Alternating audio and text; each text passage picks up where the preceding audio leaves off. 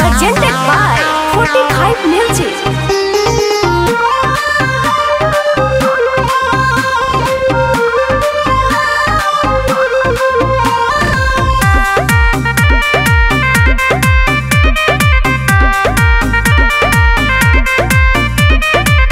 Makeup मार के कहाँ जाते बाड़ो दिलवा अपन कमाना के देते बाड़ो का करबहु जान के सुनत हो। मेकअप मार के कहाँ जाते बाड़ो दिलवा अपन कमाना के देते बाड़ो तो कर फिगर देखो ही में नंबर 1 बा शादियों करे से करे के मन बा एगो आरा के लइका पसंद बा शादियों करे से करे के मन बा एगो आरा के लइका पसंद बा का बताई।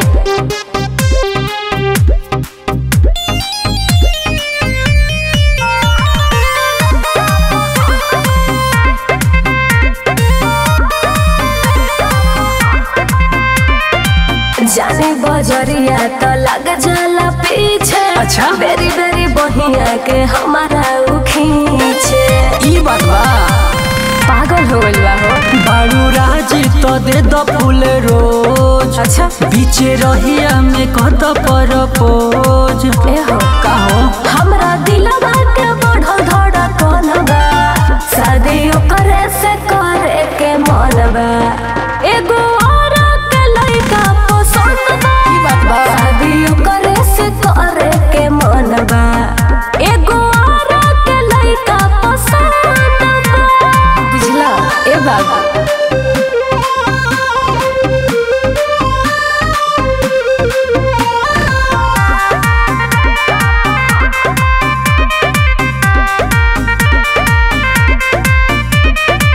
देखी के दूर से मारे ला लाइन का? दिलवा पर हमारा वो कइले बसाई अच्छा अरे जान से भी ज्यादा मानिला प्यार कइलू तो कर जनी दे तो ले लो शादी के घोरी सा तो फेर